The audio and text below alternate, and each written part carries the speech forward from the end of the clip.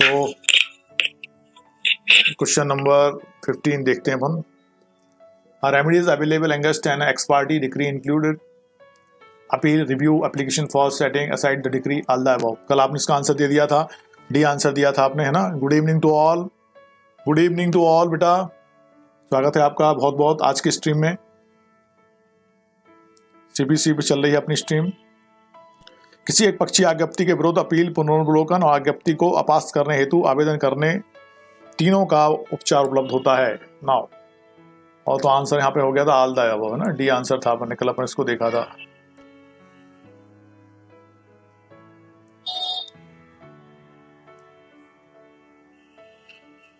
Now question number 16। CPC 1908 के निम्नलिखित में से किन प्रावधानों के अधीन एक पक्षी आदेश और एक पक्षी डिक्री को अपास्त किया जा सकता है? आदेश 9 नियम 7 तथा आदेश 9 नियम 10, आदेश 9 नियम 4 तथा आदेश 9 नियम 5, आदेश 9 नियम 7 तथा आदेश 9 नियम 13, आदेश 9 नियम 11 तथा आदेश 9 नियम 13। बताइए आंसर। 16 का आंसर दो फास्ट। ये आपका राजस्थान जुडिशरी प्रीलिम्स 2011 में आया था।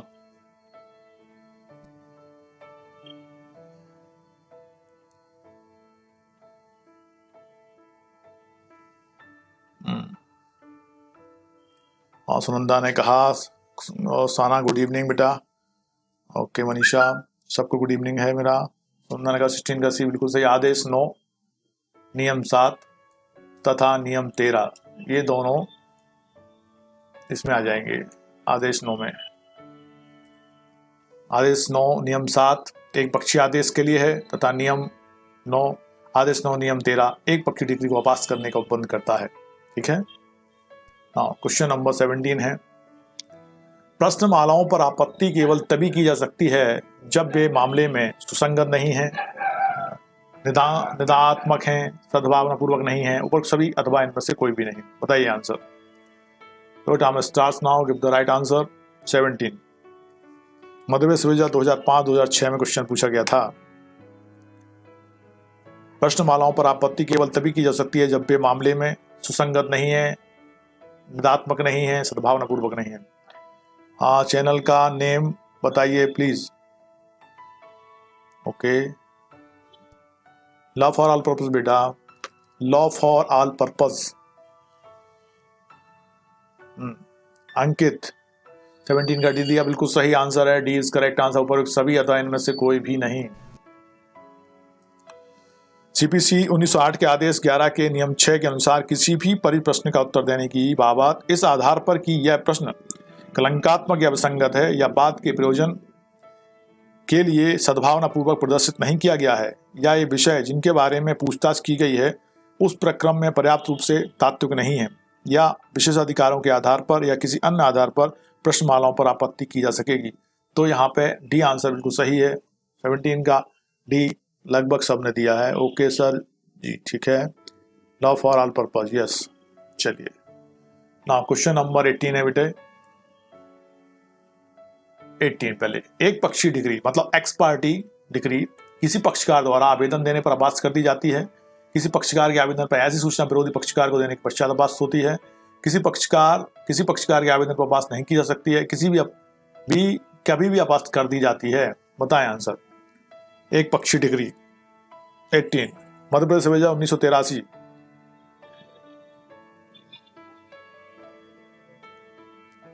क्या उपयुक्त आंसर होगा? Good evening Neha.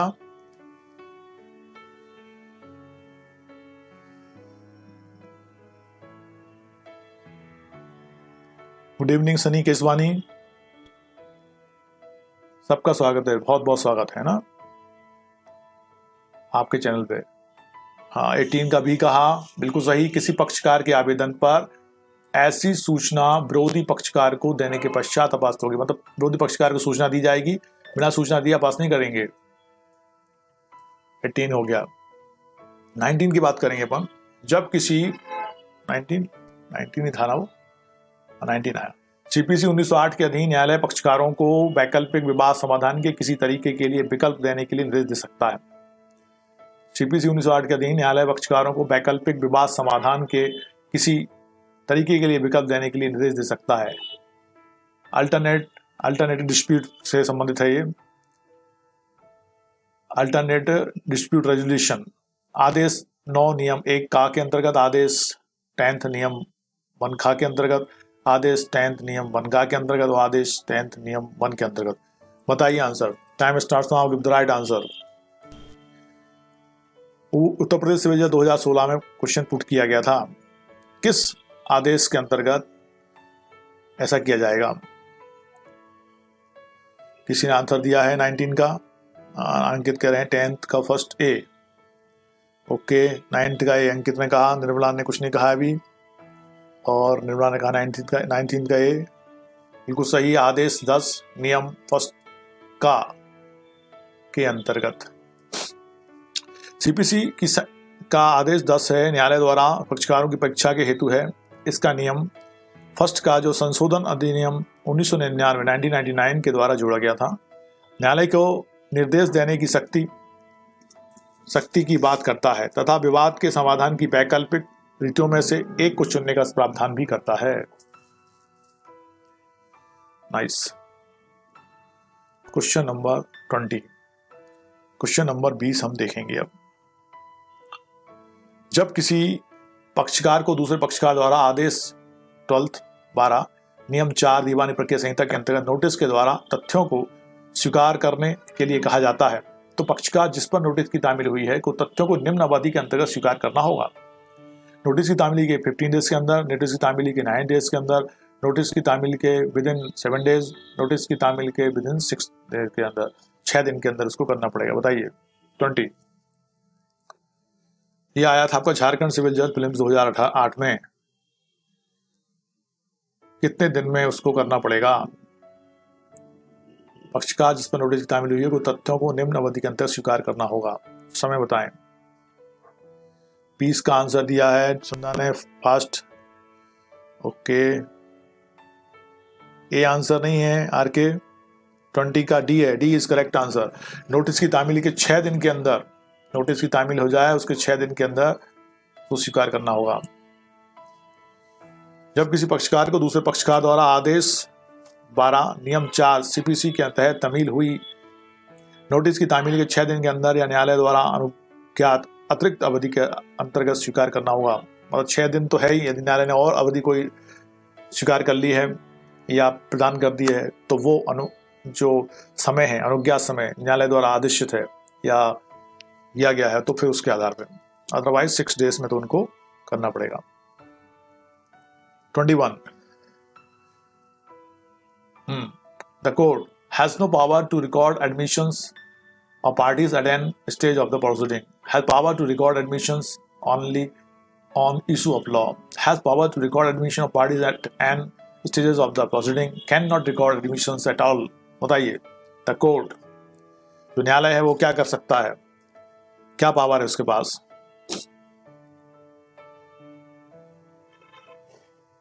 Bihar civil जज 1999 और राजस्थान जेएलओ 2014। सीपीसी 1908 के आदेश 12 के नियम 3 का के अनुसार दस्तावेजों को स्वीकार करने के लिए सूचना नियम 2 के अधीन न दी जाने पर भी न्यायालय अपने समक्ष वाले कार्रवाइयों के किसी भी प्रक्रम में स्वयं अपनी प्रेरणा से किसी पक्षकार से कोई दस्तावेज स्वीकार करने की अपेक्षा कर सकेगा और ऐसी दशा में यह अभिलेखन कर सकेगा कि क्या पक्षकार इस दस्तावेजों को स्वीकार करता है या इनकार या उपेक्षा करता है। 21 का आंसर क्या दिया है? सनी ने कहा सी, और किसी ने कुछ नहीं कहा। अभी सनी बिल्कुल सही कह रहे हैं। Has power to record admissions of parties at any stage of the proceeding की किसी भी स्टेज पे वो एडमिशन कर सकता है, ले सकता है, उनको स्वीकार कर सकता है। बिल्कुल सही। 21 का सी है, सी नॉट डी। सनी ने भी कहा है, सनी ने 2 बार कह दिया है। ठीक है सनी। हाँ, क्वेश्चन नंबर 22। स्वीकृति होने पर निर्णय दिया जा सकता है। आदेश 12 नियम 2 सीपीसी के अंतर्गत, आदेश 12 नियम 4, आदेश 12 नियम 6, आदेश 12 नियम 8 सीपीसी के अंतर्गत। बताइए 22।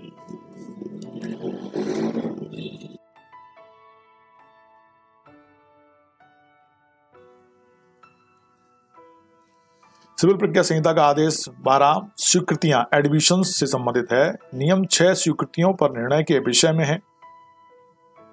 जिसके अनुसार जहां भी वचन में या अन्यथा मौखिक रूप से या लिखित रूप में तथ्य की स्वीकृतियां की जा चुकी हैं, वहां न्यायालय वाद के किसी भी प्रक्रम में या तो किसी पक्षकार के आवेदन पर या स्वप्रेरणा से ऐसा आदेश या निर्णय कर सकेगा जो वो ठीक समझे। तो यहाँ पे आपने आंसर दे दिया है 22 का सी आंसर इज करेक्ट। किसने दिया है? सुनंदा ने, नेहा ने। ओके, 22 का सी बिल्कुल सही है। निर्मला ने भी कहा। आदेश 12 नियम 6 निर्णय पे दिया सकता है। 23 है, सीपीसी के अंतर्गत एक बाद में विवादिकों की रचना होती है। विवादिक मतलब फैक्ट इन इशू।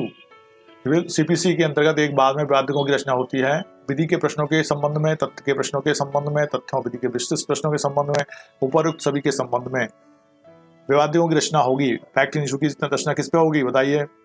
23 का। मध्य प्रदेश एडीपी 2009 में आया था प्रिलिम्स में। हाँ, शिवानी पटेल ने कहा डी, आरके ने कहा डी, नेहा ने कहा सी। किस क्वेश्चन का आंसर दे रही हो शिवानी? क्वेश्चन को भी इंडिकेट किया जाए। 23 का आंसर दिया है आरके ने डी, और बिल्कुल सही है। शिवानी ने भी कहा डी। उपरोक्त सभी के संबंध, विधि के प्रश्नों के संबंध में, तथ्यों के प्रश्नों के संबंध में, तथ्यों विधि के मिश्रित प्रश्नों के संबंध में विवादों की रचना की जा सकती है। तो उन्होंने कहा उपरोक्त सभी के संबंध में। राइट आंसर क्या हो गया? डी। क्वेश्चन नंबर 24, सीपीसी का आदेश 12 नियम 8 संबंधित है। तथ्य को स्वीकार करने का नोटिस है, दस्तावेज स्वीकार करने का नोटिस है, दस्तावेजों को पेश करने का नोटिस है, और ए और बी दोनों है। बताएं। वेलकम आरके, बताइए। Time starts now, give the right answer. 24 का झारखंड सिविल जज प्रीलिम 2015। सीपीसी के आदेश 12 का नियम 8 दस्तावेज को पेश करने के नोटिस से संबंधित है। नियम 8 के अनुसार प्लीडर या उसके विधिक या उसके लिपिक या शपथ पत्र सूचना की एक प्रति के साथ इस बात का पर्याप्त साक्ष्य होगा कि सूचना की तामील की गई थी तथा उस समय के बारे में भी जब सूचना की तामील की गई थी। ठीक है, तो उसका 24 का आंसर आपने क्या लगाया है? 24 का सी दिया है निर्मला ने, अंकित ने कहा 24 का सी, सुनंदा ने कहा ओके बिल्कुल सही है। 24 का सी आंसर। दस्तावेजों को पेश करने का नोटिस आदेश 12 नियम 8 में दिया जाएगा।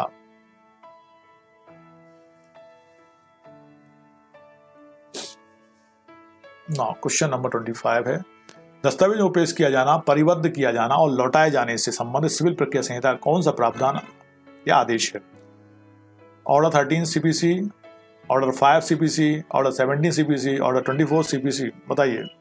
25 मध्य प्रदेश सिविल जज 2015 में क्वेश्चन पुट किया था। कौन सा आदेश है जिसमें दस्तावेजों को पेश किया जाना, परिबद्ध किया जाना और लौटाए जाने संबंधित है? 25 का ए आंसर किसने दिया है? निर्मला ने दिया है, अंकित ने और सुनंदा ने। बिल्कुल सही है। Order 13 CPC, order 13 CPC. Right answer is a.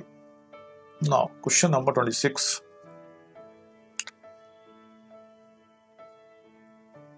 CPC 1999 से संशोधित के तहत स्थगन की संख्या को खालिस्तान तक सीमित किया गया है। 2543 स्थगन। 26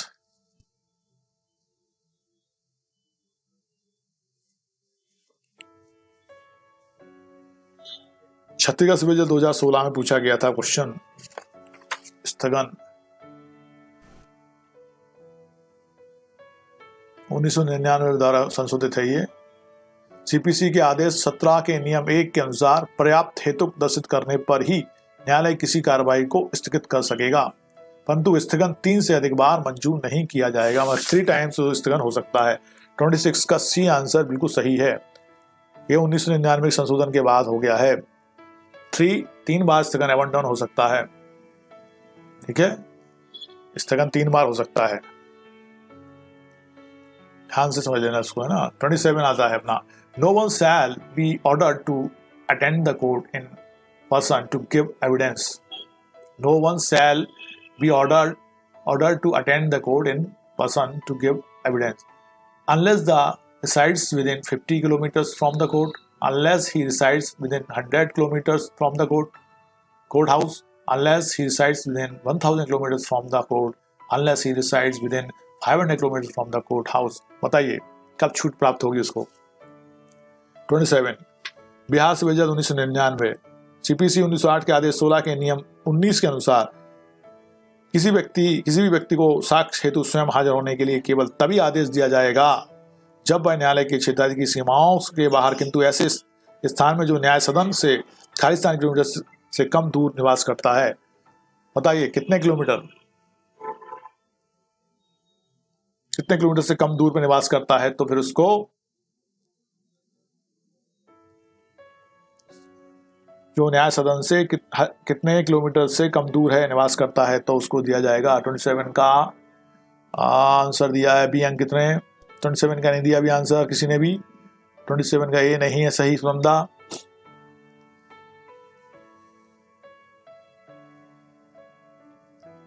ट्वेंटी 27 का बी है correct. Unless he resides within 100 kilometre from the court house, 100 kilometre से कम दूर है निवास करता है तभी उसको ऑर्डर दिया जाएगा। No one shall be ordered to attend the court in person to give evidence unless he resides within 100 kilometre from the court house.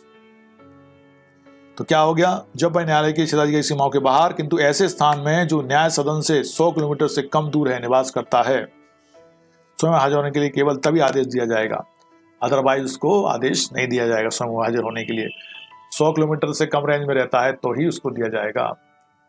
Unless the resides within 100 kilometre from the court, और 100 kilometre से दूर रहता है तो फिर उसको स्वयं उपस्थित होने का आदेश नहीं दिया जाएगा। 28 निम्न में से कौन सी दशा में कारागार का भाषाविक अधिकारी न्यायालय के आदेश के बावजूद भी किसी बंदी को साक्ष्य देने के लिए हाजिर करने से इंकार कर सकता है? बताइए निम्न में से कौन सी दशा में कारागार का भाषाविक अधिकारी, कारागार मतलब जेल है ना, और भाषाविक अधिकारी मतलब अथॉरिटी जो है जिसके पास वो उसका अधिकार है, न्यायालय के आदेश के बावजूद न्यायालय ने ऑर्डर दिया है किसी बंदी को मतलब जो जेल में बंद है साक्ष्य देने के लिए हाजिर होने से इंकार कर सकता है कि वो हम हाजिर नहीं कराएंगे उसको साक्ष्य देने के लिए। जब बंदी सत्तारूढ़ दल से संबंधित हो, जब बंदी पूर्व मंत्री हो, जब बंदी शासकीय सेवक हो, जब चिकित्सा अधिकारी ने प्रमाण पत्र दिया हो कि बंदी बीमारी के कारण कारागार से हटा जाने योग्य नहीं है। बताइए आंसर। 28 छत्तीसगढ़ सिविल जज 2004-05 और मध्य प्रदेश सिविल जज 1999 में क्वेश्चन पूछा गया था, कब लाने से इंकार कर देगा भाषाविक अधिकारी? सर मेरे आंसर नहीं आ रहे हैं क्या आपकी पास? नहीं आ रहे थे ना, आ रहे हैं, बाद में आ रहे हैं, लेट आ रहे हैं थोड़े सा ना, दे तो रही हो सही है लेकिन थोड़ा स्लो मोशन में आ रहे हैं वो, नेट स्पीड लगता कम है आज। 28 का डी बिल्कुल सही है सुनंदा, अंकित, आरके और सनी।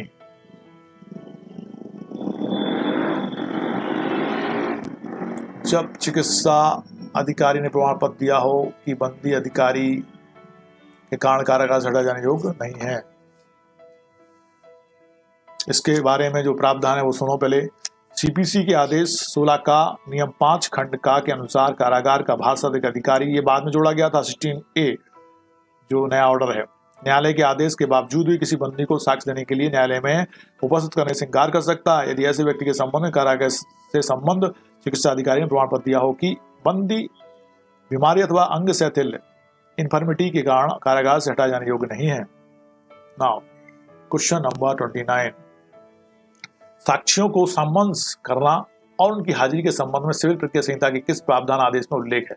समन करना और उनको हाजिरी के संबंध में सिविल प्रक्रिया संहिता के किस प्रावधान में आदेश उल्लेखित है? समन्स करना और उनकी हाजिरी के संबंध में आदेश 5 सीपीसी, आदेश 10 सीपीसी, आदेश 16 और 21 सीपीसी। बताइए किस आदेश में समन्स और उनकी हाजिरी से संबंध में लिखा हुआ है? 29 मध्य सिविल जज 2016 में क्वेश्चन पूछा गया था, अभी अपन ने देखा ना, उससे संबंधित है, मिलता जुलता है। 16A है जब जो साक्षी है जेल में है और उसकी उपस्थिति के लिए मना कर देता है भाषाविक अधिकारी, तो उसका रीजन बताया था। तो अब समन्स और हाजिरी के लिए कौन सा ऑर्डर होगा बताएं।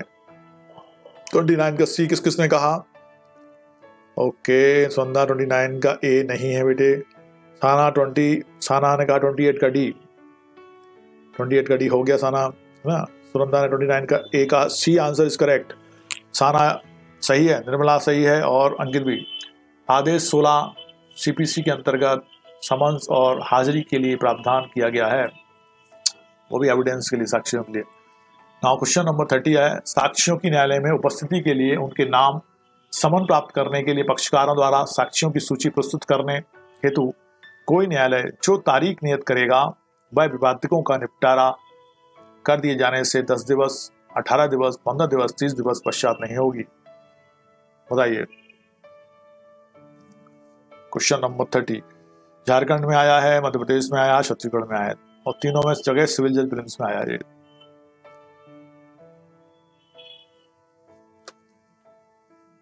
साक्ष्यों की न्यायालय में उपस्थिति के लिए उनके नाम समन प्राप्त करने के लिए पक्षकारों द्वारा साक्ष्यों की सूची प्रस्तुत करने हेतु कोई न्यायालय जो तारीख नियत करेगा वे विवादों का निपटारा कर दिए जाने से 10 दिवस, 18 दिवस, 15 दिवस, 30 दिवस के पश्चात नहीं होगी। नेहा जोशी ने कहा सी और शिवानी ने कहा 30 का बी, 30 का बी सुनंदा ने कहा और आरके ने 30 का ए कहा है, साना 30 का डी कहा है। 15 दिवस है, 15 डेज, 13 का बी 15 दिवस, 15 डेज में, 15 डेज के पश्चात की नहीं होगी। Right answer is 15 days. Question number 31 है, इसके बारे में पहले अपन उसका प्रावधान देख लेते हैं। 30 के अंतर्गत सीपीसी 1908 के आदेश 16 साक्ष्यों को समन करना तथा उनकी हाजिरी से संबंधित है। नियम 1 के अनुसार साक्ष्यों की सूची प्रस्तुत करने की तारीख न्यायालय नियत करेगा जो विवादकों का निपटारा कर दिए जाने से 15 दिन के पश्चात की नहीं होगी।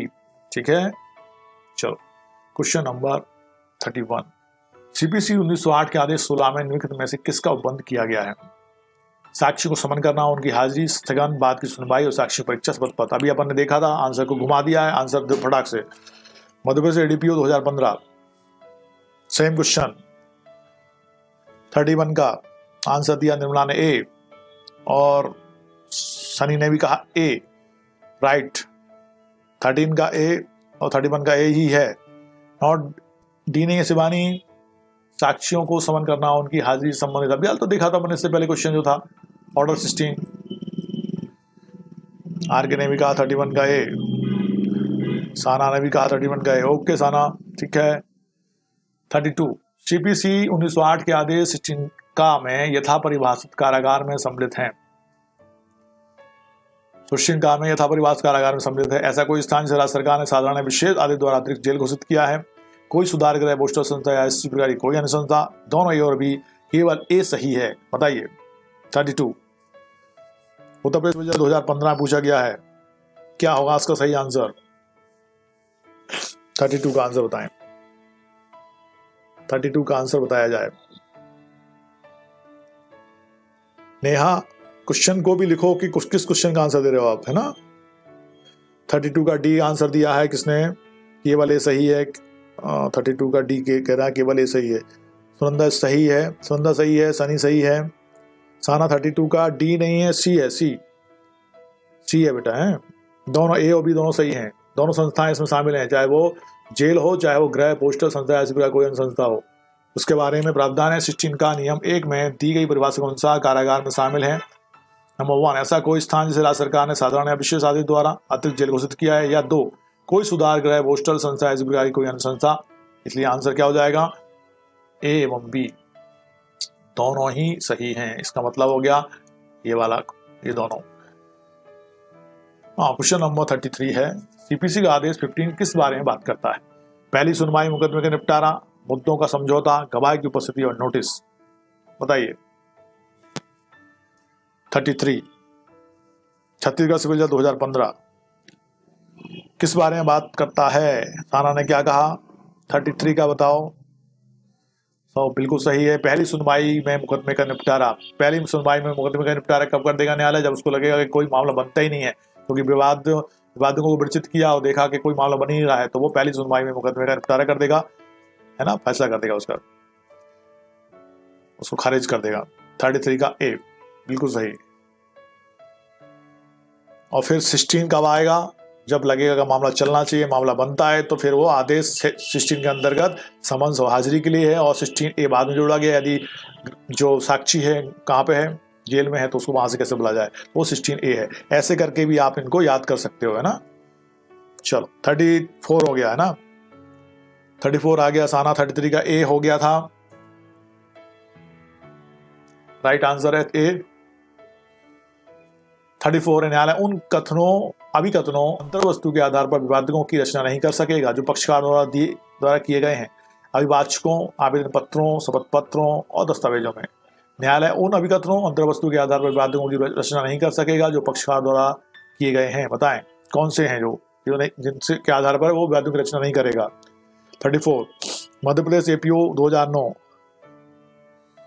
मध्य प्रदेश एपीओ 2009 में क्वेश्चन पूछा गया था, किन के आधार पर वो विवादकों की रचना नहीं करेगा, फैक्ट इन इशू की रचना नहीं करेगा। 34 का सी आंसर दिया सनी ने, साना ने और शिवानी ने 34 का डी कहा।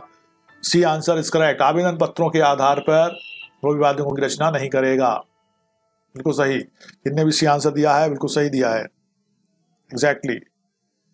क्वेश्चन नंबर 35 है, एक बाद में स्वत्व, आधिपत्य, क्षेत्राधिकार, बाद मूल्यांकन एवं न्यायालय शुल्क संबंधी बात पद बनाए जाते हैं। इनमें से पहले किन बात पदों का या किस बात पद का विचारण अथवा निस्तारण किया जाना चाहिए।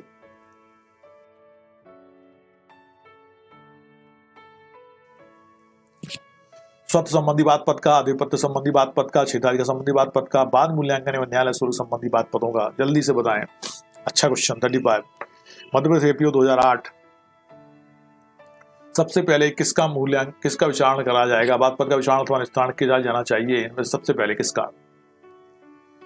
34 हो गया था, 34 का सी कहा, धर्मेंद्र चौहान ने कहा 34 का सी, ठीक हो गया, सी आंसर बिल्कुल सही है 34 का। अब 35 का आंसर दो। 35 का आंसर दिया सी सुनंदा ने, बिल्कुल सही, करेक्ट है सुनंदा। क्षेत्राधिकार संबंधी बात पद का सबसे पहले मूल्यांकन करेगा, क्योंकि क्षेत्राधिकार संबंधी बात पद देखेंगे कि ये क्षेत्राधिकार में आ भी रहा है कि नहीं, मामला आ रहा है, तो फिर वो आगे बाकी की चीजें देखेंगे। सबसे पहले क्षेत्राधिकार संबंधी बात पद को वो देख लेंगे, ठीक है। इसलिए 35 का सी इज करेक्ट। क्वेश्चन नंबर 36, न्यायालय बाद की प्रथम सुनवाई पर विवादकों को अभिलिखित करेगा, वादी के साक्ष्य अभिलिखित करेगा, निश्चित करेगा कि क्या विवेचन में कहे गए आरोपों को स्वीकृत किया गया है, अस्वीकृत और उपयुक्त सभी। अच्छा क्वेश्चन है, थोड़ा सा गहराई का है, बढ़िया क्वेश्चन। 36 मध्य प्रदेश सिविल जज 2013,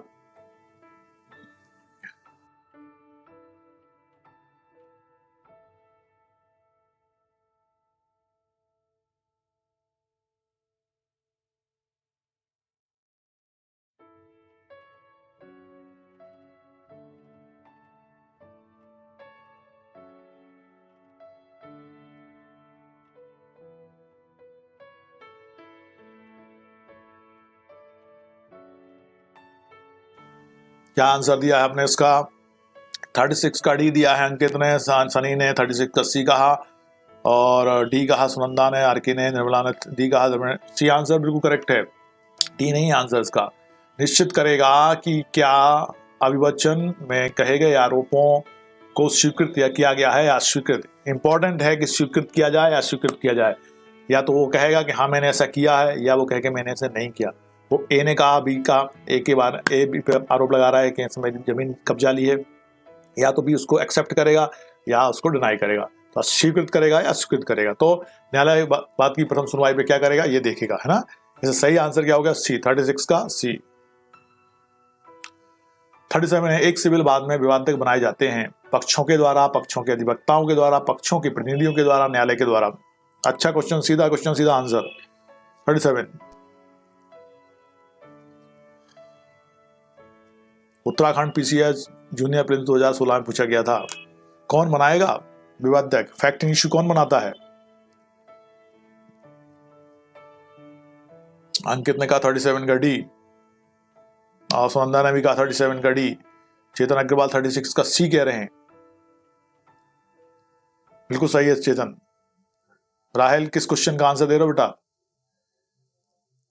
क्वेश्चन नंबर लिखो उधर, इंडिकेट करोगे कौन सा क्वेश्चन है। यहाँ पे 37 का आंसर है डी, न्यायालय के द्वारा। न्यायालय विरचित करता है जब वादी और प्रतिवादी दोनों अपने अपने प्लेंट और WS आ जाते हैं, उनके आधार पर न्यायालय फिर बाद विवादक बनाता है, फैक्ट इश्यू बनाता है कि वास्तव में क्या विवाद है, उनको क्वेश्चन रूप के प्रश्नमाला बना लेता है। उसके बाद मामला चलता है या नहीं चलता है, ठीक है, वो सेकेंडरी मैटर है, लेकिन न्यायालय विवादक बनाएगा। कौन बनाएगा विवादक? न्यायालय। ओके, 37 का डी आंसर बिल्कुल करेक्ट है। वहीं 37 के बारे में, एक मिनट, 37 के बारे में जानना जरूरी है अपन को।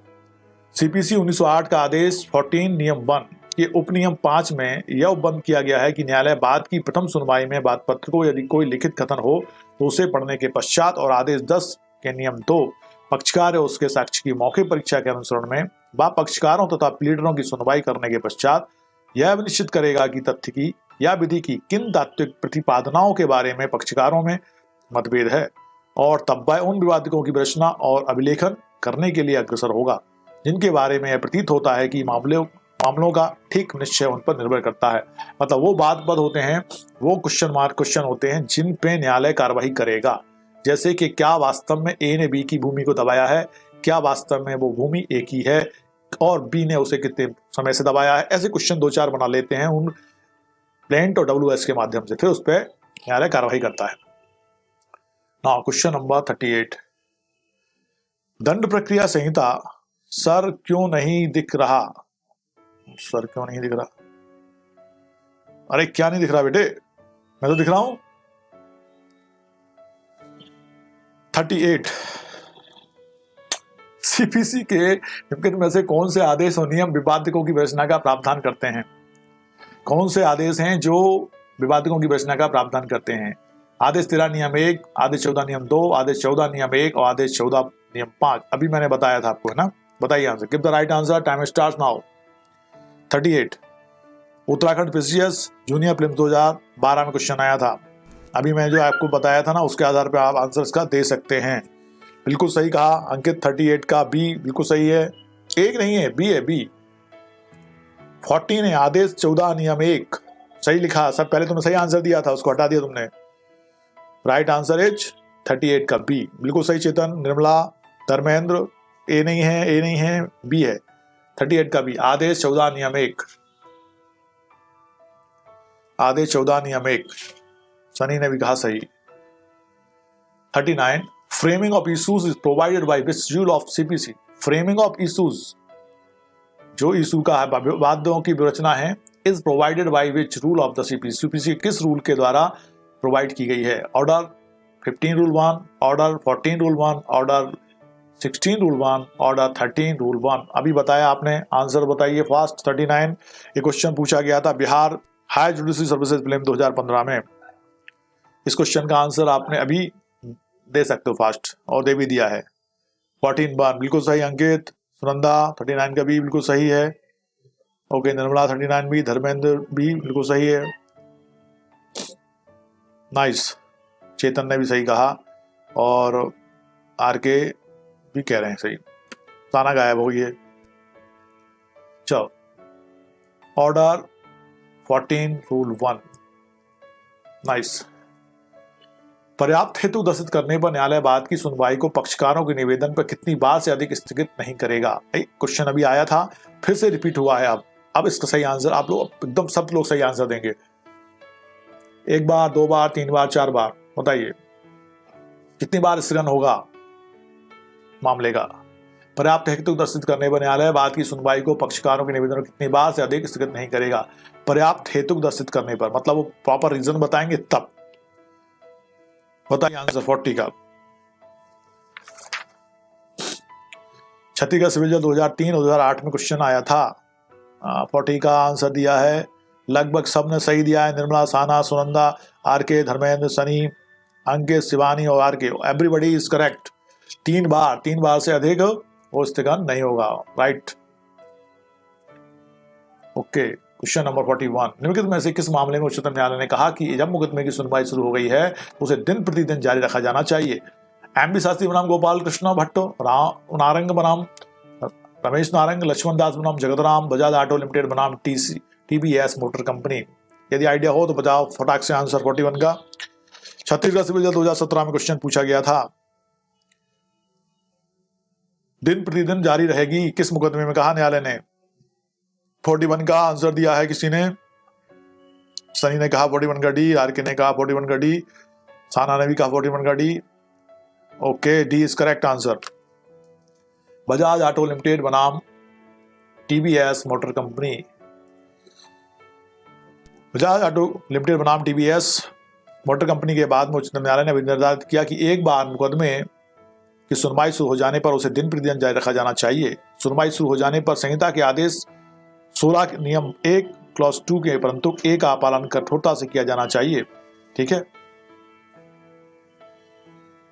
और जो मामला था, ये प्रस्तुतवाद जो था वो कॉपीराइट, ट्रेडमार्क और पेटेंट विधि संबंधित था। क्वेश्चन नंबर है 42।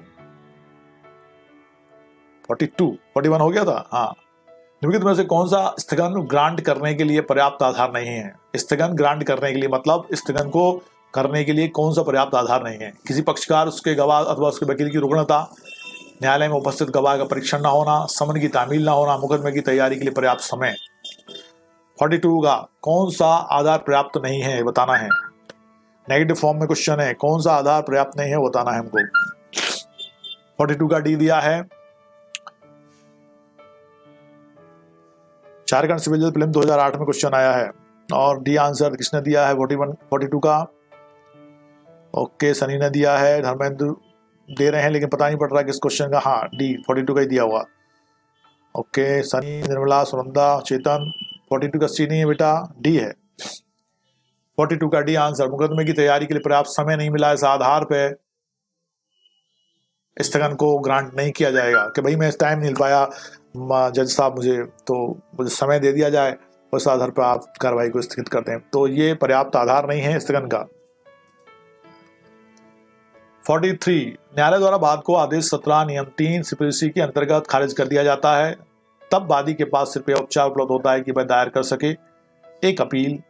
धारा 151 सिविल प्रक्रिया संहिता के तहत आवेदन पत्र अंतर्गत आदेश 9 नियम 9 सीपीसी, इनमें से सभी बताइए। आदेश 17 नियम 3 सीपीसी के अंतर्गत खारिज कर दिया जाता है यदि तब वादी के पास सिर्फ उपचार उपलब्ध होता है कि वह दायर कर सके। क्या बताएं। 45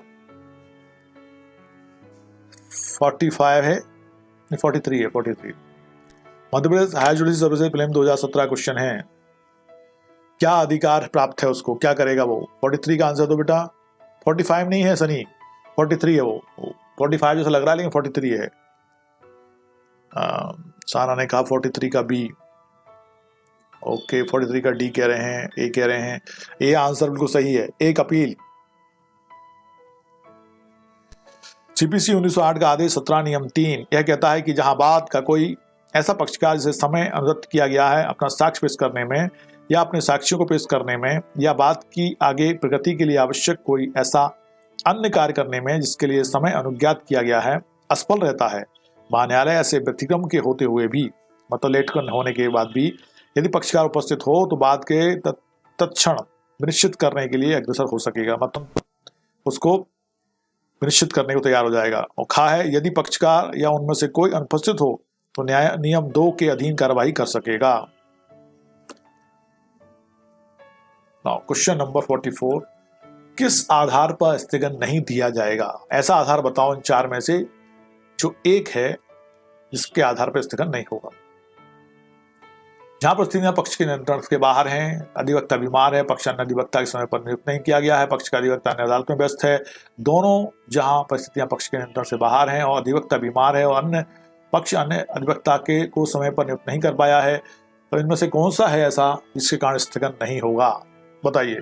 44 का छत्तीसगढ़ सिविल जज 2015। 44 का आंसर दिया किसी ने। अरे क्वेश्चन का आंसर तो पढ़ो, क्वेश्चन तो पढ़ो पहले, फिर आंसर तो सही, बिल्कुल सही सुनंदा। 44 का सी, पक्ष का अधिवक्ता अन्य अदालत में व्यस्त है। आपने कहा देखा हो ना कि बड़े वकील साहब कह देते हैं अपने जूनियर से, जाओ कह दो बड़े वकील साहब दूसरी कोर्ट में व्यस्त हैं, तो उस आधार पर स्थगन नहीं होगा। ठीक है, कभी कभार वो कर देते हैं लेकिन हर बार नहीं करेंगे। 44 का सी है, सी सी है, सी का सही है, सी कर लो सही। हाँ, क्वेश्चन नंबर 45, निम्न को सुमेलित कीजिए, है ना, कौन कौन से किससे सुमेलित होंगे उसके आधार पर कूट है और उनमें से कौन सा सही है वो आपको बताना है। ऑर्डर 17 निष्पादन, ऑर्डर 21 निगमों द्वारा उनके विरुद्ध दावा, आदेश 29 निर्धन व्यक्ति द्वारा दावा, आदेश 33 स्थगन। इनको मैच करके आपको सही आंसर बताना है। बताइए जल्दी, टाइम 20 सेकंड ले लेना मिलाने में। उत्तरांचल सिविल 2005 का क्वेश्चन है।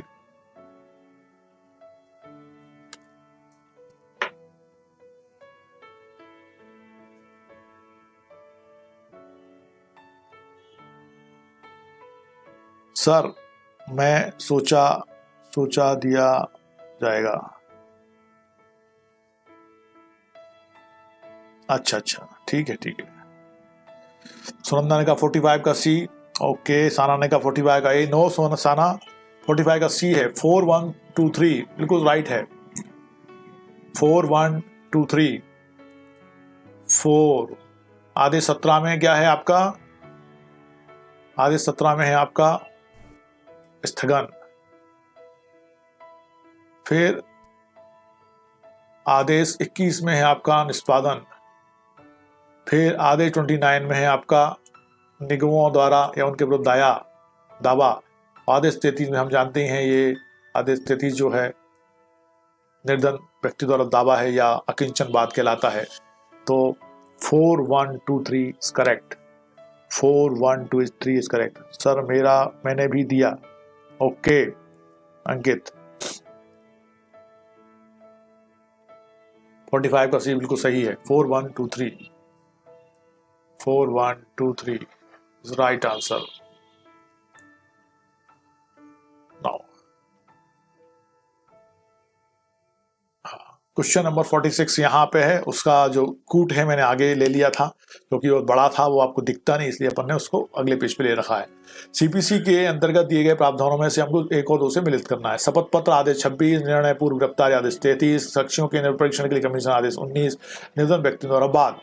इनको मैच करो, फिर मैं आंसर बताता हूँ। मैच करके आप आंसर बता दो। 46 यूपी सिविल जज 2006।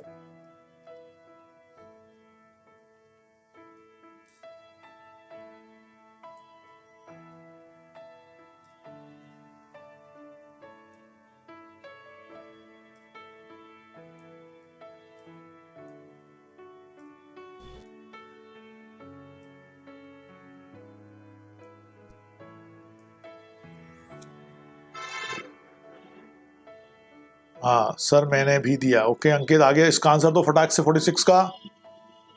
अब आपको मैं आंसर दिखा रहा हूं उसके, चलो बताओ कौन सा सही है।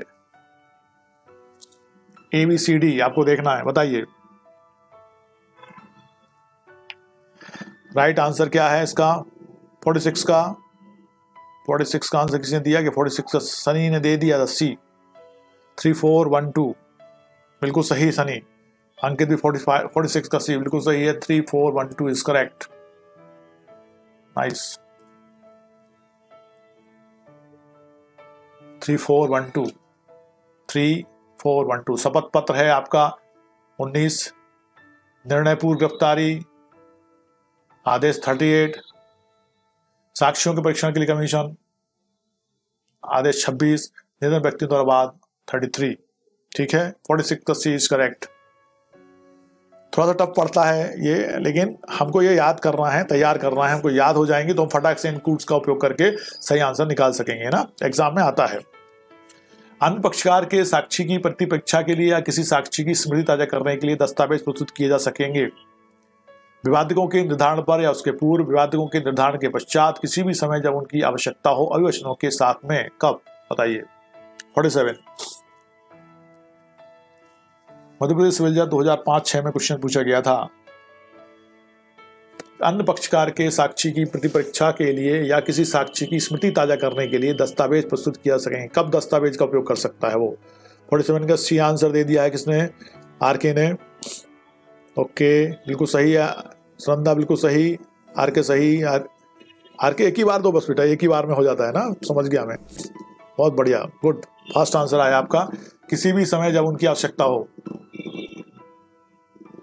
इसके बारे में प्रावधान है, अन्य पक्षकार के साक्षी की प्रतिपरीक्षा के लिए या किसी साक्षी की स्मृति को ताजा करने के लिए दस्तावेज किसी भी समय जब उनकी आवश्यकता हो न्यायालय के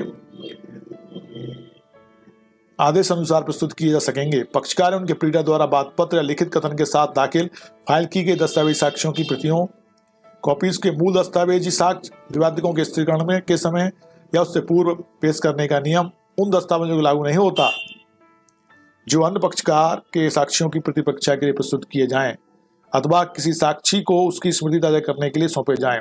आदेश 13 नियम 1 क्लॉज 3। क्वेश्चन नंबर 48, एक बाद में वादी स्वयं साक्षी के रूप में उपसंजात होना चाहता है। ठीक है, एक बाद में वादी स्वयं साक्षी के रूप में उपसंजात होना चाहता है, मानो उपस्थित होना चाहता है। वह न्यायालय से अनुमति लिए बिना वादी पक्ष का साक्ष्य समाप्त होने से पूर्व कभी भी, प्रतिवादी पक्ष का साक्ष्य समाप्त होने से पूर्व कभी भी, बहस सुने जाने से पूर्व कभी भी, वादी की ओर से किसी अन्य साक्षी की परीक्षा किए जाने से पूर्व ही इस प्रकार उपसंजात हो सकेगा। बताइए, वह न्यायालय से अनुमति लिए बिना कब साक्षी के रूप में उपस्थित हो सकता है। 48 मध्य सवेजा 2002।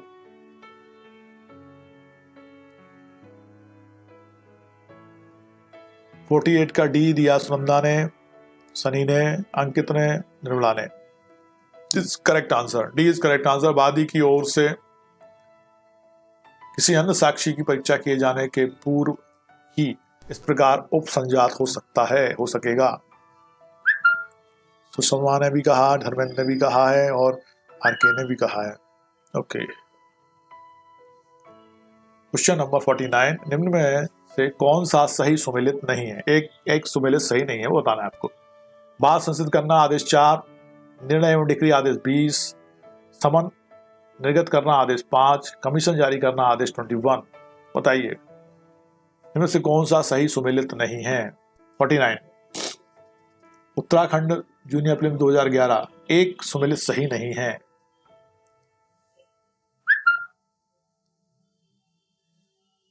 49 का डी आंसर आया है। सुनंदा, सनी, धर्मेंद्र और निर्मला और Shivani. Okay, everybody is correct. Commission जारी करना आदेश 21 में नहीं है। आदेश 21 में तो क्या है, एग्जीक्यूशन है। समन निर्गत करना आदेश 5 में है और निर्णय एवं डिक्री आदेश 20 में है और वाद संसिद्ध करना आदेश 4 में है। ठीक है, ठीक है, ठीक है। आशा श्रीवास्तव ने भी कहा 49 का डी बिल्कुल सही। Good, very good. Question number 50 आ जाता है, प्रत्येक मामले में किसी पक्षकार की मुख्य परीक्षा का साक्ष्य शपथ पत्र पर लिया जाएगा, मौखिक रूप से लिया जाएगा, न्यायालय में टंकित किया जाएगा, जैसा न्यायालय उचित समझे। क्या देखो, क्वेश्चन ध्यान से पढ़ना। प्रत्येक मामले में किसी पक्षकार की मुख्य परीक्षा का साक्ष्य शपथ पर लिया जाएगा, मौखिक रूप से लिया जाएगा, न्यायालय में टंकित किया जाएगा, जिससे न्यायालय उचित समझेगा। Give the right answer, time starts now. Question number 50, Chhattisgarh civil 2003 का क्वेश्चन है, कैसे लिया जाएगा साक्ष्य मुख्य परीक्षा का। तो उपसंजात का अर्थ बता दो। उपसंजात माने उपस्थित होना, प्रेजेंट होना। हम सर हम प्रेजेंट हैं। 50 का ए शपथ पत्र, किसने कहा। ओके, एवरीबॉडी कह रहा है। Okay okay, right answer is a, शपथ पत्र पर लिया जाएगा, बिल्कुल सही। नाउ क्वेश्चन नंबर 51, सीपीसी के आदेश 18 के अंतर्गत साक्ष्य अभिलिखित करने के लिए नियुक्त कमिश्नर नहीं कर सकता है। ठीक है, कमिश्नर नियुक्त किया गया है, वो नहीं कर सकता। क्या नहीं कर सकता, साक्ष्य की पुनः परीक्षा, साक्ष्य लेखबद्ध किए जाने के दौरान उठाए गए कोई आक्षेप का निर्णय, उपरोक्त में से कोई नहीं, ए एवं बी दोनों। बताइए answer. 51, Rajasthan judiciary services film 2016 में क्वेश्चन पुट किया था इनने, कौन सा काम नहीं कर सकता कमिश्नर। 51 का आंसर दे दिया है निर्मला ने। ओके, निर्मला ने कहा 51 का A is not correct, D is not correct. ओहो, आस्था 51 का ये क्या लिखा है, डॉलर। बी बी बी है, 51 का B answer is correct. Sunanda ने बिल्कुल सही कहा, साक्ष्य लेखबद्ध किए जाने के दौरान उठाए गए कोई आक्षेप का निर्णय नहीं करेगा, वो न्यायाधीश नहीं है, वो सिर्फ एक कमिश्नर है। ठीक है, 51 का बी बिल्कुल सही राहिल, नाइस। 51 का बी। हाँ, क्वेश्चन नंबर 52, सीपीसी के निम्नलिखित कौन से आदेश और नियम में यह प्रावधानित है कि हर मामले में साक्ष्य की मुख्य परीक्षा शपथ पत्र पर होनी चाहिए? ऐसे किस आदेश में दिया गया है कि जो साक्ष्य की परीक्षा है मुख्य, वो आदेश उस पर होगी, शपथ पत्र पर होगी, एफिडेविट पर होगी? आदेश 18 नियम 4(1), आदेश 18 नियम 2, आदेश 18 नियम 3, आदेश 18 नियम 1। बताइए answer. Uttarakhand PCS junior prelims 2012 में क्वेश्चन पूछा गया था।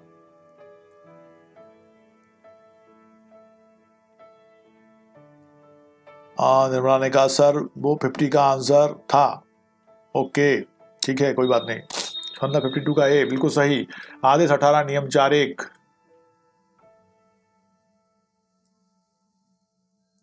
ये आंसर इज करेक्ट। सीपीसी का आदेश 18 बाद की सुनवाई तथा साक्ष्यों की परीक्षा के विषय में है। नियम 4 के अनुसार साक्ष्य न्यायालय या कमिश्नर द्वारा अभिलेखित किया जा सकता है, किंतु 4 के खंड 4 के प्रमुख के अनुसार साक्ष्य अभिलेखन के दौरान कमिश्नर के समक्ष उठाया गया कोई आक्षेप मतलब ऑब्जेक्शन उसके द्वारा अभिलेखित किया जाएगा तथा बहस के प्रक्रम पर न्यायालय द्वारा निश्चित किया जाएगा, मतलब वो उसको निश्चित नहीं करेगा। ठीक है, अतः स्पष्ट है कि कमिश्नर को ऐसे आक्षेप को निर्णित करने का अधिकार नहीं होता है। ओके, 52 का ए। 53 कहां से आ गया अंकित? अभी मैंने पूछा ही नहीं है 53 तो। ठीक है, हाँ हाँ, हम दिखेंगे, अभी दिखेंगे भाई, आप चिंता मत करो। हाँ, सीपीसी के आदेश 18 नियम 4(1) के अंतर्गत किसी गवाही की मुख्य परीक्षा को अभिलिखित किया जाएगा? न्यायाधीश के द्वारा, न्यायालय द्वारा नियुक्त कमिश्नर के द्वारा, शपथ पत्र पर उपस्थित सभी। 4(1) के अंतर्गत किसी गवाही की मुख्य परीक्षा को अभिलिखित किया जाएगा, किसके द्वारा? बताएं जल्दी से, fast. Question number 53, Jharkhand civil जज प्रीलिम्स 2008 में क्वेश्चन पूछा गया था, कैसे किया जाएगा? ठीक है, 53 का डी नहीं है बेटा, आर के 53 का डी नहीं है। सी इज करेक्ट आंसर। शपथ पत्र पर, अभी आपने देखा ना, ऑन ओथ मतलब या एफिडेविट पे लेंगे उसको, एफिडेविट पे आएगा। राहुल खान ने कहा सी, शपथ पत्र पर। बिल्कुल सही आंसर क्या है? शपथ पत्र पर। ओके, 53 का सी आ गया है। आस्थाने का 53 का A is not correct, C is correct बेटा। नाउ क्वेश्चन नंबर 54, सीपीसी के निम्न प्रावधानों में से कौन सा प्रावधान शपथ पत्र से संबंधित है? आदेश 17, 26, 19 और 39, 17, 19, 26 और 39। बताइए ऑर्डर नंबर कौन सा है जो शपथ पत्र से संबंधित है?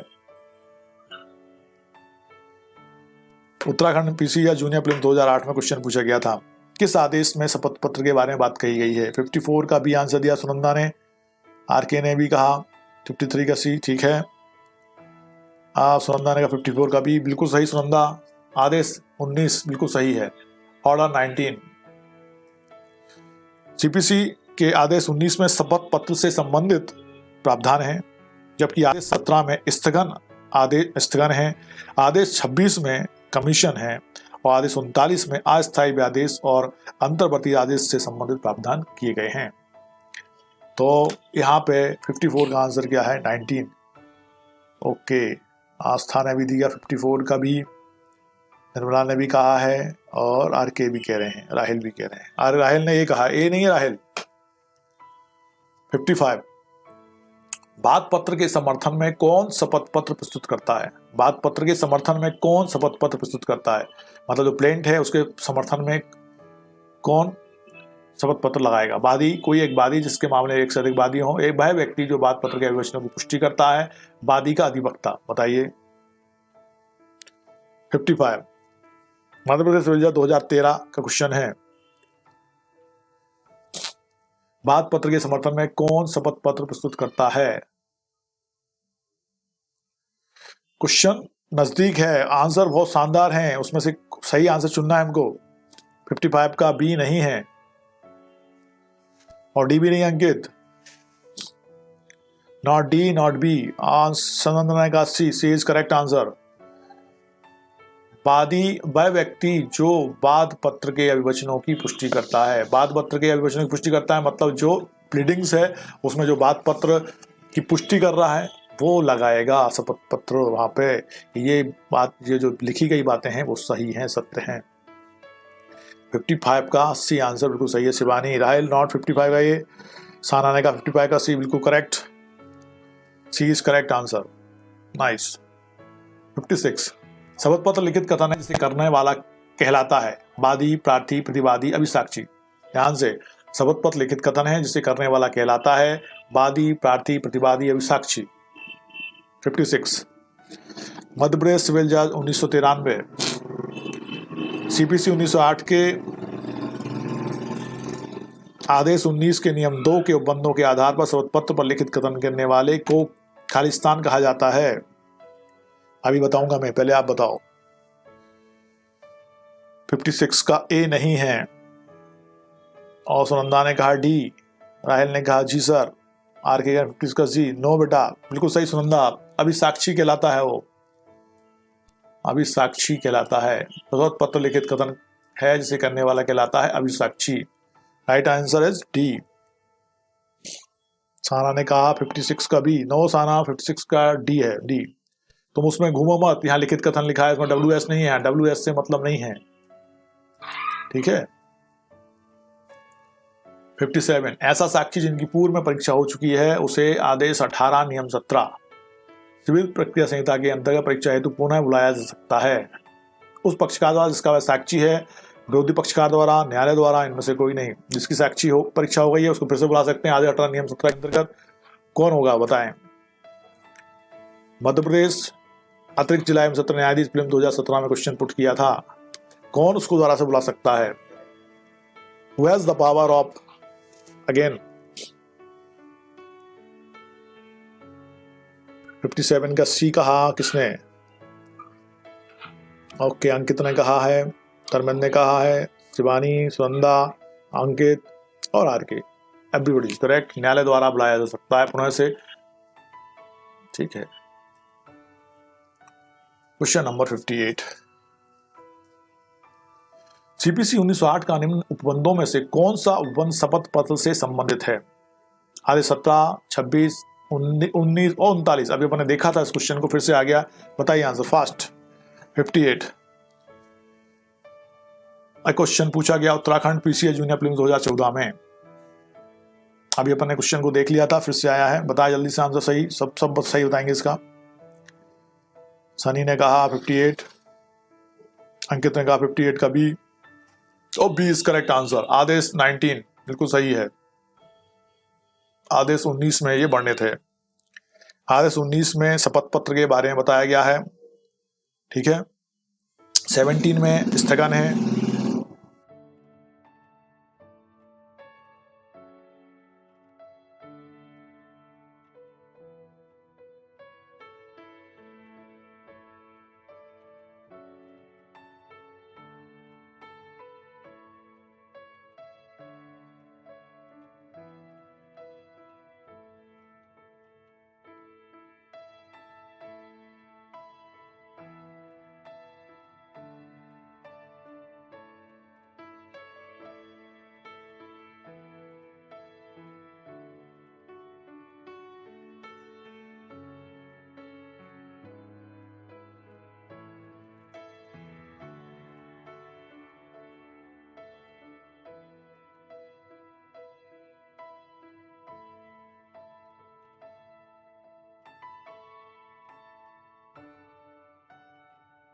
कहां चली गई थी आवाज?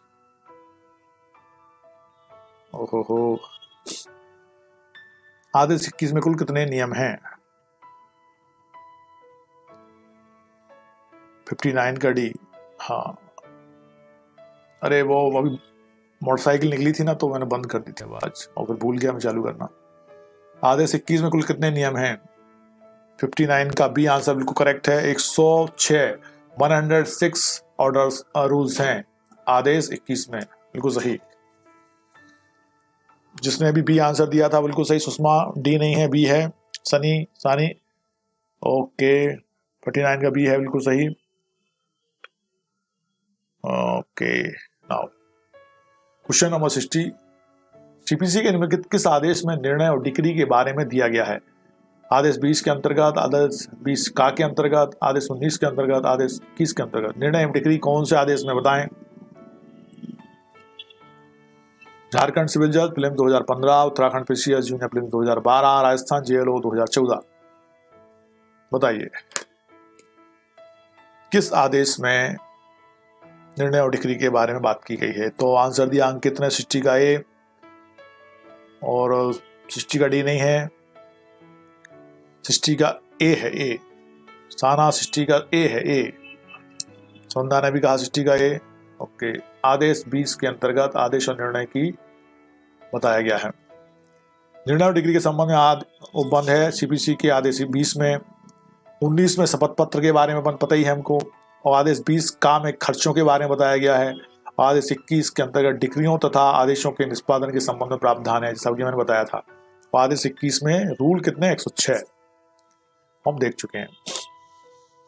अब क्वेश्चन आ जाता है हमारा 61, किसी प्रकरण की सुनवाई पूर्ण कर लेने पर कितने समय में न्यायालय को निर्णय सुना देना चाहिए, है ना?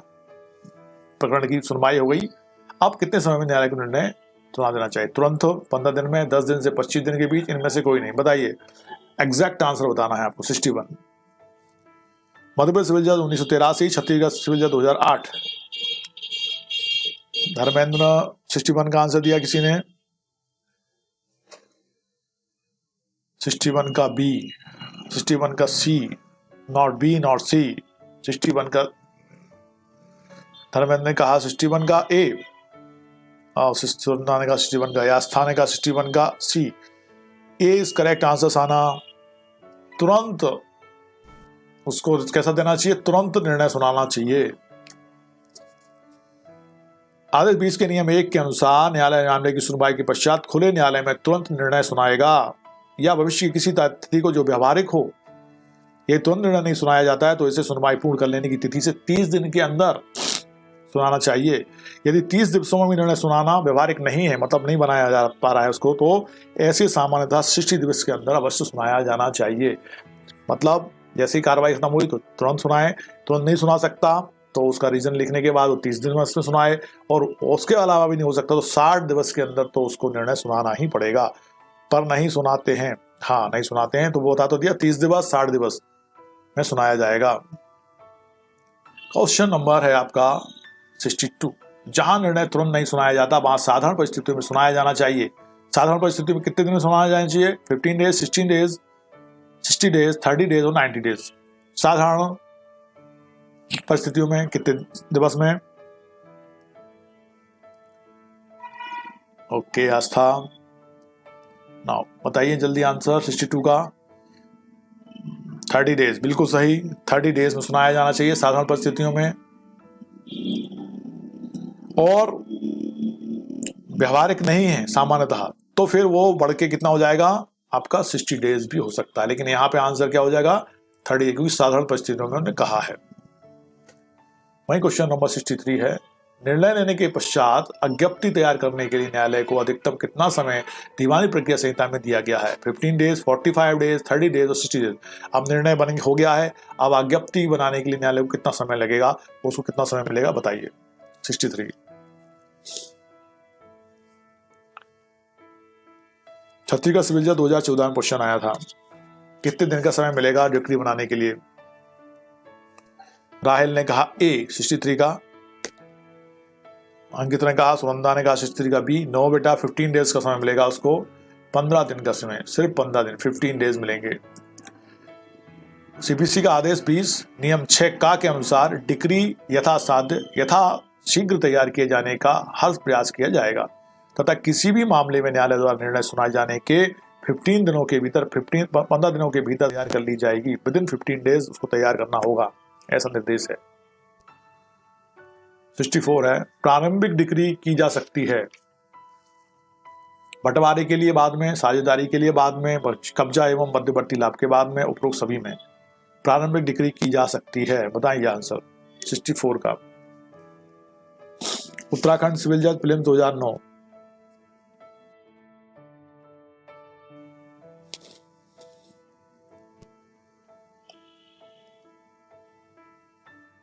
ओके 64 का आंसर दो फास्ट। 64 का डी दिया है सबने। बी परिहार दिया 64 का डी। ओके 63 का सी सही है। 64 का ए नहीं अंकित, 64 का डी आंसर करेक्ट है। सब मामलों में प्रारंभिक डिग्री दी जा सकती है, बंटवारे के लिए बाद में दी जा सकती है, साझेदारी के लिए बाद में दी जा सकती है, कब्जे मध्यवर्ती बाद में दी जा सकती है। इसका मतलब सब में दी जा सकती है। उसके बारे में लिखते हैं सीपीसी 1908 के आदेश 20 के नियम 12, 15 और 18 के अवलोकन से स्पष्ट है कि उक्त सभी वादों में प्रारंभिक डिग्री पारित की जा सकती है। ठीक है, 12, 15, 18 जो हैं नियम आदेश 20 के, उनका यदि हम अवलोकन करें तो बंटवारे के लिए, साझेदारी के लिए और उपचय मध्यवर्ती लाभ तीनों के लिए प्रारंभिक डिग्री दी जा सकती है। तो 64 का डी आंसर बिल्कुल सही है। नाउ 65 है आदेश 20 नियम 7 सीपीसी के अनुसार डिग्री में तारीख होगी उस दिन की जिस दिन निर्णय सुनाया गया है, उस दिन की जिस दिन डिग्री बनाई गई है, उस दिन की जिस दिन दावा पेश किया गया है, उस दिन की जिस दिन अंतिम तर्क सुने गए। बताओ कौन सी तारीख उस पर होगी डिग्री जब बनेगी, तो डिग्री पर तारीख किस समय की होगी।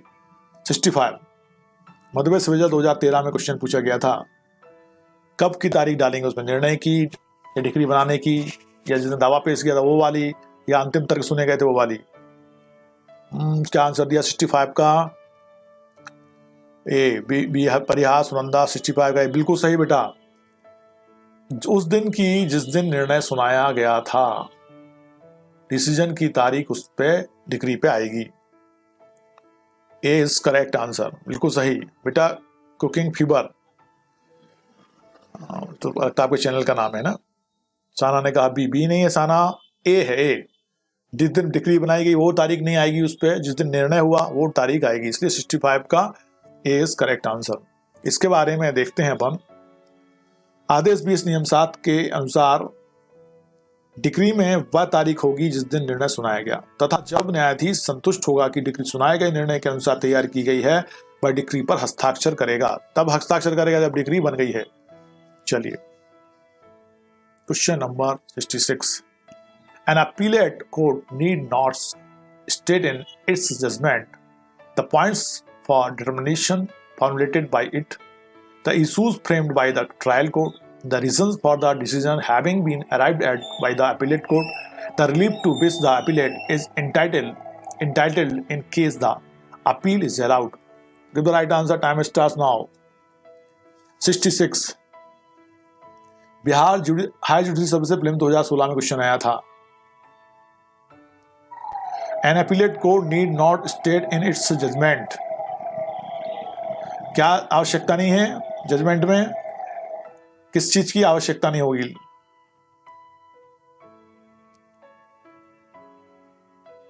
An appellate court need not state in its judgment the points for determination formulated by it, वो वाले पॉइंट जिनसे डिटर्मिनेशन हुआ, निर्णय हुआ है।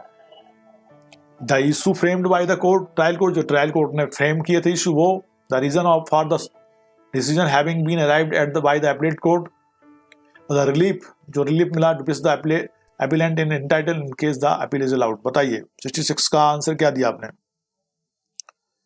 66 का बी आंसर बिल्कुल सही है। B is correct answer. मतलब the issues framed by the trial court से मतलब नहीं होगा।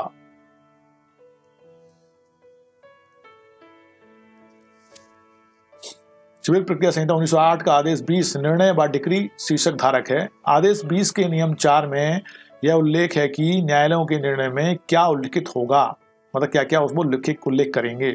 नियम 4 उपनियम 2 के अनुसार लघुवाद न्यायालय से भिन्न न्यायालय अपने निर्णय में मामले का संक्षिप्त कथन करेंगे, अवधार्य प्रश्न करेंगे, उनका विनिश्चय और विनिश्चय देने जाने के कारणों का उल्लेख करेंगे। अतः उक्त विवेचना से स्पष्ट हो जाता है कि अपीलीय न्यायालय को उपर्युक्त दिए गए विकल्पों में से विचारण न्यायालय द्वारा विरचित बाद बिंदुओं का अपने निर्णय में उल्लेख करना आवश्यक नहीं है। मतलब जो अपीलेट कोर्ट है वो the issue framed by the court trial court लेने की आवश्यकता नहीं होगी। इसलिए 66 का जो है सी बाई नहीं, 66 का बी होगा बेटा, बी सनी। 66 का सी नहीं है। The reason for the decision having been arrived at the by the applicant, no B answer है। उसमें क्या लेगा आपने कोर्ट में इनको नहीं लेगा। अच्छा ये तो सब लेगा ना, क्वेश्चन क्या है, an appellate court need not state in the judgment, मतलब जो अपने निर्णय में वो नहीं लेगा, तो क्या नहीं लेगा वो, the issues framed by the trial court, इनको नहीं लेगा, बाकी तो लेगा। ठीक है, ओके। 67 की बात करते हैं अपन। जिस कार्यवाही द्वारा एक डिक्री धारक तीसरे पक्ष के हाथों में ऋणी के धन या संपत्ति की वसूली करना चाहता है उसे किस नाम से जाना जाता है? फिर से, जिस कार्यवाही द्वारा एक डिक्री धारक तीसरे पक्ष के हाथों में ऋणी के धन या संपत्ति की वसूली करना चाहता है उसे किस नाम से जाना जाता है? इंटीग्रेटर सूट, गार्निसी ऑर्डर, मीने प्रॉफिट, डॉक्ट्रिन ऑफ सब्रोगेशन। बताइए।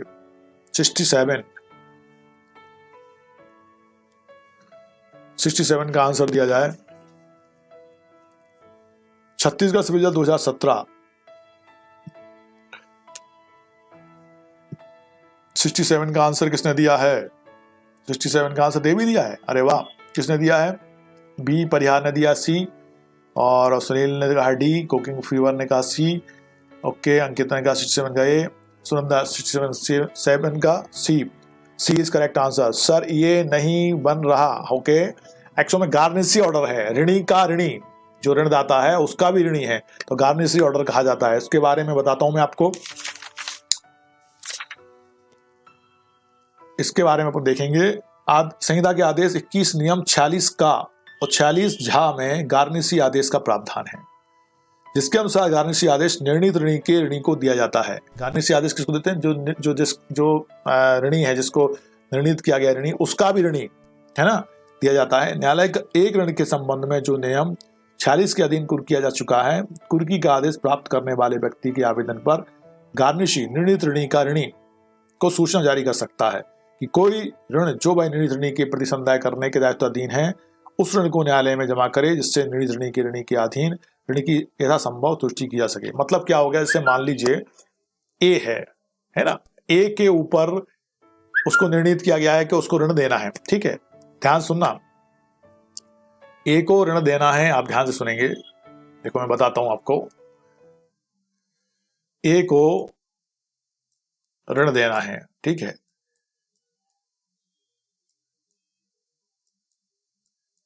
ए को ऋण देना है, ए निर्णीत ऋणी है, और ए को बी से ऋण लेना है, ठीक है। बी से ऋण लेना है, तो अब न्यायालय बी जो ए का भी ऋणी है, तो न्यायालय कहेगा भाई जो ऋण आपको देना है वो ए को आप दे दो, है ना। अब उससे क्या होगा कि उससे कोर्ट को यह सहायता मिलेगी कि कोर्ट ए से उस ऋण में से वसूली करने में आसानी रहेगी। बात समझ में आई?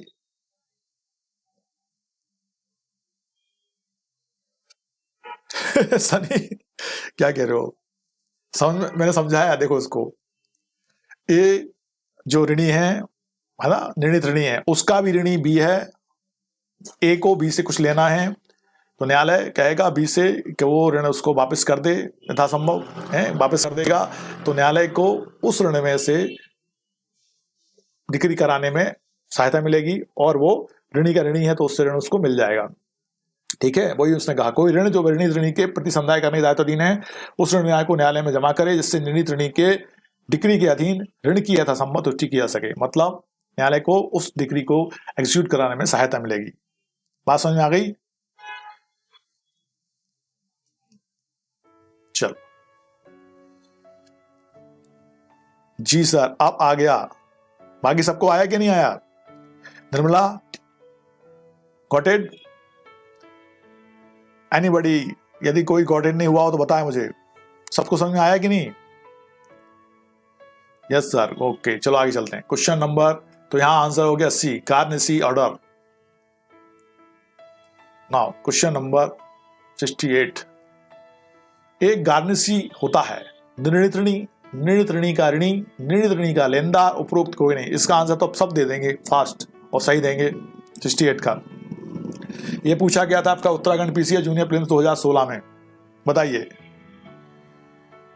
68 का भी बिल्कुल बहुत जल्दी और फास्ट आंसर दिया सबने, बिल्कुल सही। निर्णीत ऋणी का ऋणी, ओके। क्वेश्चन नंबर है 69। सीपीसी 1908 में दाम्पत्य अधिकारों के प्रतिस्थापन के विनिर्दिष्ट पालन या व्यादेश के लिए डिक्री के निष्पादन के प्रावधान है। फिर से, सीपीसी 1908 में दाम्पत्य अधिकारों के प्रतिस्थापन के विनिर्दिष्ट पालन या व्यादेश के लिए डिक्री के निष्पादन के प्रावधान है। आदेश 21 नियम 30 में, आदेश 21 नियम 32 में, आदेश 21 नियम 31 में, आदेश 21 नियम 34 में। बताइए। 69 उत्तराखंड पीसीए जूनियर प्रीलिम्स 2014 में पूछा था, इसका आंसर दीजिए।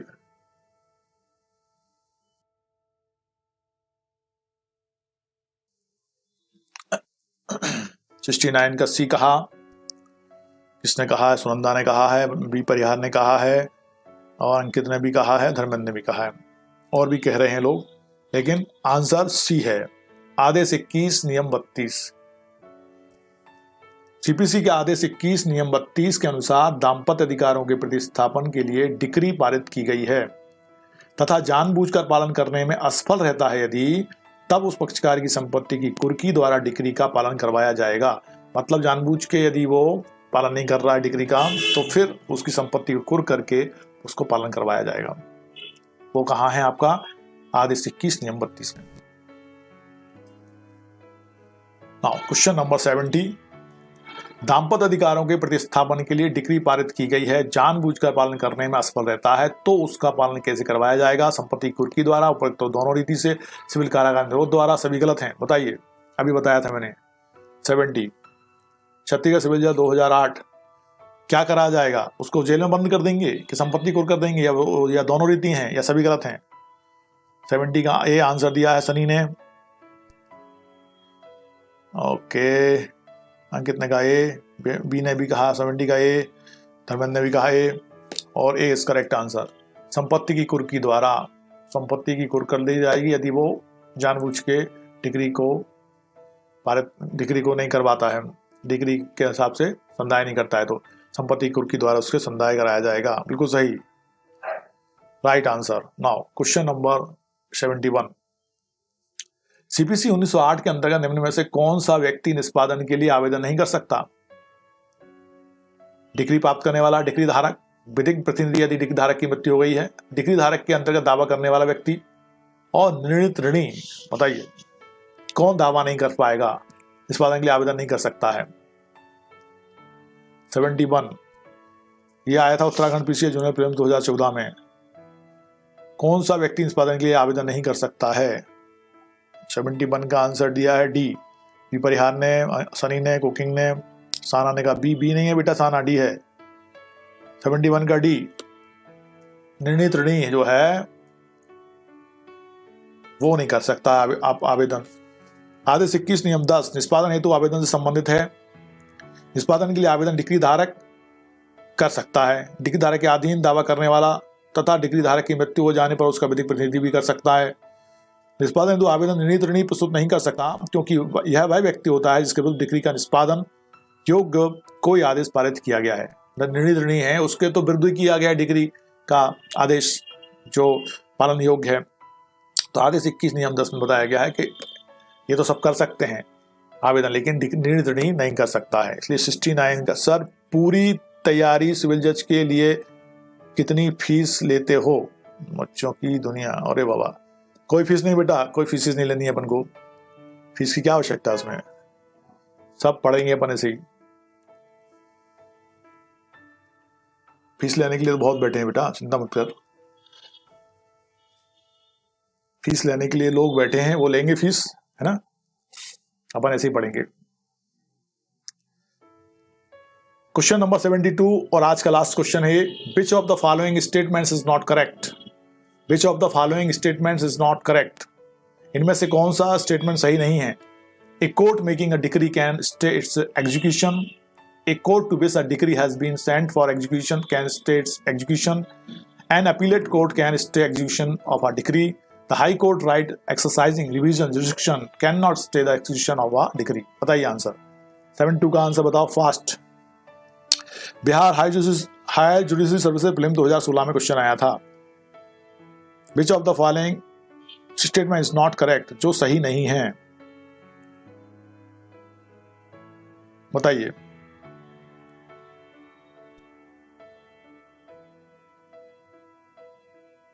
आपके हिसाब से 72 का आंसर क्या होगा? ओके, 72 का आंसर दिया है, इज नॉट करेक्ट। जो सही नहीं है बताना है, सही वाला नहीं बताना। 72 का डी दिया है कुकिंग ने, बिल्कुल सही है। और 72 का डी बिल्कुल सही है साना, एकदम सही। 72 का डी था वो, है ना। तो लिखा है उपरोक्त विकल्पों में ऐसा उच्च न्यायालय को जो पुनरीक्षण अधिकारिता का प्रयोग कर रहा है वह डिक्री का निष्पादन नहीं रोक सकता। डिक्री पारित करने वाला न्यायालय आदेश 14, आदेश 41 नियम 5(2) के तहत, अपीलीय न्यायालय आदेश 41 के नियम 5(1) के तहत तथा वह न्यायालय जिसे डिक्री निष्पादन के लिए भेजी गई है आदेश 21 नियम 26 के तहत एक डिक्री के निष्पादन को रोक सकता है। तो यहाँ पे डी आंसर बिल्कुल गलत है, इसलिए विच of the following statement is not correct. उन्होंने कहा डी इज नॉट करेक्ट। तो 71 का डी सही नहीं है, ठीक है। और 71 था ये, नहीं 72 था क्वेश्चन ना। अब अपन कल मिलते हैं। इसके जो क्वेश्चन है आज के सेशन के लगभग 8 क्वेश्चन वो, और कल सेशन के बाकी के क्वेश्चन अपन लिखेंगे, कोशिश करेंगे कल अपन कंप्लीट कर दें। यदि कल कंप्लीट नहीं होता है तो मंडे को जाके कंप्लीट हो जाएगा, और मंडे के बाद से मंडे से अपना नया सब्जेक्ट अपन कोशिश करेंगे शुरू करने की। अपनी सीपीसी की तैयारी आप करते रहें। सर वीडियो डिटेल में भी सेंड कीजिए ग्रुप में सीपीसी के। ओके अंकित, करेंगे अपन, है ना। वो अपन डिटेल में भेजेंगे धीरे धीरे, लेकिन अभी अपने पास अभी जो भी है वो उसको पढ़ें, है ना। और मैं कोशिश करता रहूँगा और डालता रहूँगा, है ना। बेटा सीपीसी पे आप तैयारी करते रहें और इससे संबंधित क्वेश्चन को करते रहें, है ना। सीपीसी को बंद मत करना, इसको पढ़ते रहना ताकि ये आसान बनी रहे आपको। ठीक है, मिलते हैं कल। Good night to all, take care and take rest.